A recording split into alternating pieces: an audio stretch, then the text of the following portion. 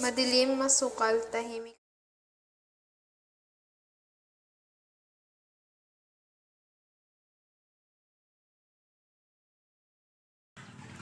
O aking Diyos Ama, nasan ang iyong awa? Ako'y ninanaghoy, nakikiusap, humihingi ng tulong nyo. Ikaw. Patawarin niyo akong lahat dahil hindi ko nagawang ipagtanggol ang ating kaharian laban sa taksil at walang awang si Adolfo. Tila yata wala na nagmamahal sa akin. Napakapait ng aking buhay. Inagaw niya ang korona, niharing din sa iyo, upang magawa niya ang kanyang ninanais. Pati si Duque Briseo na aking amay ay kanyang pinatay. Sandaling nanahimik si Florante dahil sa sama ng loob. Matapos manahimik ay muli siyang tumawag sa Panginoon. O aking Diyos Ama, tila yata di mo nadidig ang aking mga panalangin sa iyo. Hindi ko tuloy maailis sa aking isipan na ayaw niya ako. Paalam na Albania. Aking sinilangan, patawarin mo na lang ako dahil hindi kita... Paalam na Albania. Aking sinilangan, patawarin mo na lang ako dahil hindi kita naipagtanggol. Paalam na bayan ko, paalam rin sa iyo. Adolfong Malupit, Laurang Taksil, paalam na sa inyo. Habang nagdudusa si Florante sa gubat, isang gererong morong nagngangalang Aladin ang dumating sa gubat na pagod at naghahanap ng pagpapahingahan.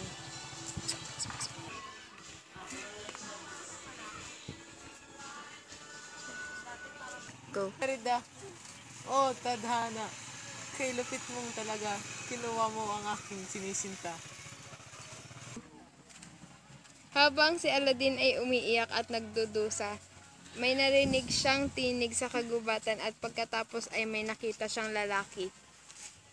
Tulong! Tulong! Tulong! O ano yung tinig na aking narinig?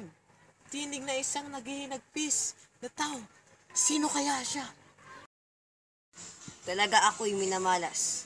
Ako'y pinapahirapan sa kamay ng taksil na si Adolfo. Si Adolfo ang malupit at higit pa sa halimaw akong manak. Kaawa-awang tao. Ang lahat ng kanyang tuway natapos nang siya'y pinaghirapan at pinagtaksilan. Sino kaya siya? Pagkatapos na marinig ni Aladin si Florante, ay nagmuni siya sa isang malaking problema. Tadhana'y masakit. Problema ko'y napakahirap utasin dahil sa aking sintang inagaw. Nagmamadali na si Aladin na mapansing humina ang boses na kanyang narinig. Tulong! Tulong! Tulong! Tulong! Tulong! Kailangan ko na magmadali. Kundi hindi ko maabutan ng tao nanghihingi ng tulong. Habang tumatakbo ay hinahawi niya ang mga sagabal sa pamamagitan ng kanyang kalis. Nang makita niya ang nakagapos ay napansin niyang may nakapalibot ditong dalawang leon. Siya ay naghanda at nilusob ang mga leon. Pagkatapos niya mapatay ang dalawang leon ay pinakawalan niya si Florante. Go.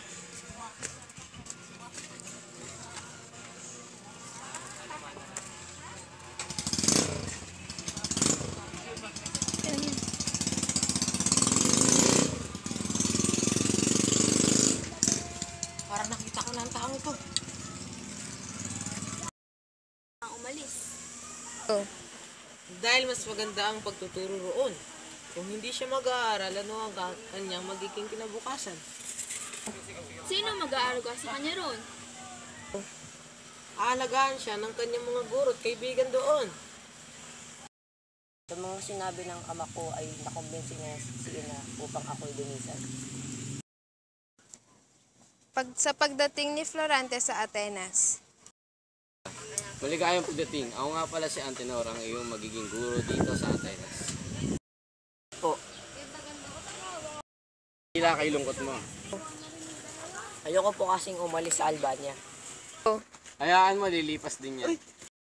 Ang buwan pagtitigil ni Florante sa Atenas ay nakapansin-pansin na palagi siyang tulala at di makakain. Isang araw habang naglalakad si Florante ay nakasabay niya si Adolfo, ang kanyang kababayan. Napansin niya ang pinong kilos nito. Makaraan pa ang 6 na taong pag-aaral.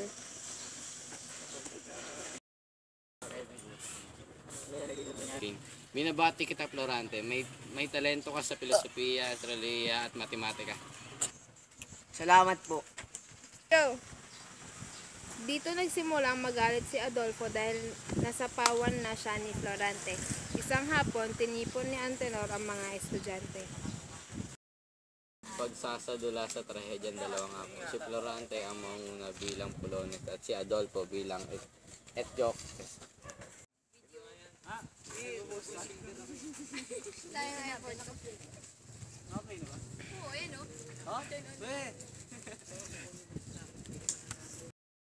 Pagsasadula sa trahedyang dalawang hapon, si Florante ang manguna bilang Polones at si Adolfo bilang Eteocles.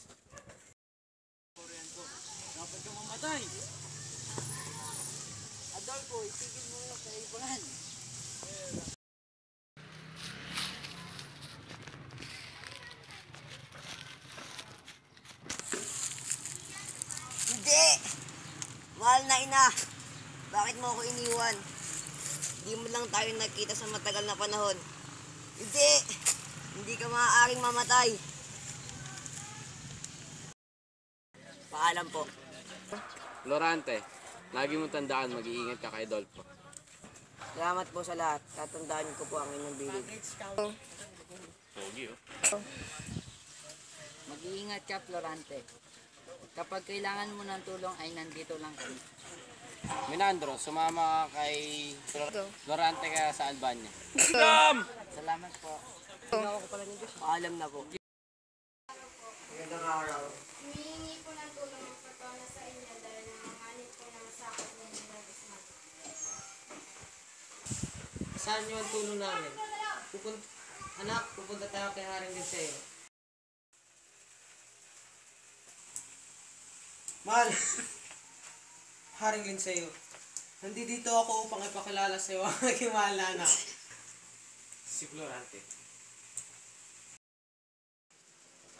Ang binata sa aking panaginip. Siya ang papalit sa aking trono. Ngunit pansamantala ka muna ang mamumuno na hukbo papunta sa Crotona. Tulungan mo muna ang iyong ninuno doon upang iyong makamit ang karangalan. Nabalitaan ko kay Antenor na iyong ipinamalas ang iyong kagalingan sa Atenas. Walang duda na ikaw ay nagmana sa iyong ama.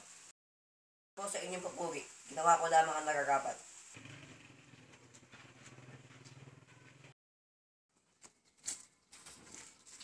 Magandang umaga sa iyo, Prinsesa. Kanina pa kita napapansin. Magandang umaga sa iyo, Florante. Salamat sa papuri. Lagi kang naikukwento ng iyong ama sa akin. Sana'y makilala pa kita ng lubusan. Gayon din ako, ngunit ilang araw na lang at aalis ka na rin. Oo nga. Halika, Laura. Pumasok na tayo at magsisimula na ang piging. Teo Florante, dapat ka nang maganda bukas. Salamat po sa inyong paalala. Magandang gabi rin po. Nga ma. Dala pa ako maglikod. Hari. Sa'yo. Baka na ba? Malayo yung lalakbayin.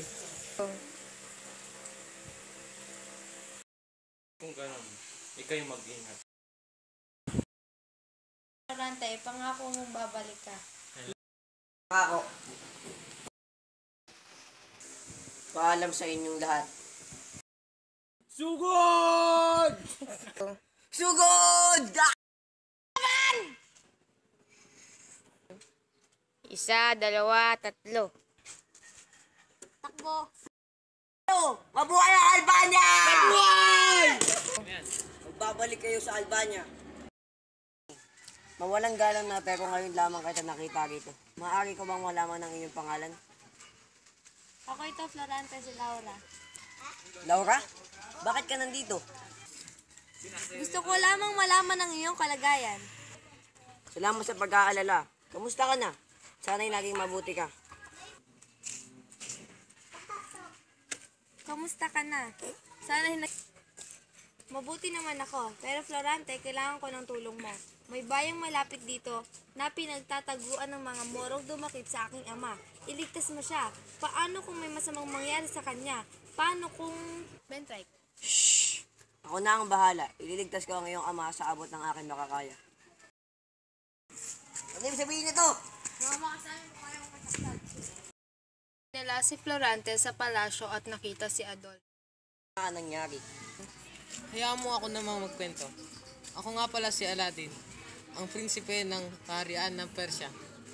Kaya, ang dahilan kung bakit ako nandito ay ang aking ama. Pinagtaksilan niya ako. Inagaw niya ang aking pinakamamahal na si Flerida. Samantala, sa gubat naman ay... Saan ba ako dadalhin? Sama ka na lang! Gila mo siya! Aladdin, sabihin mo. Tinig ko, pinarinig ako nag-uusap. Ano? Nag-uusap? Oo.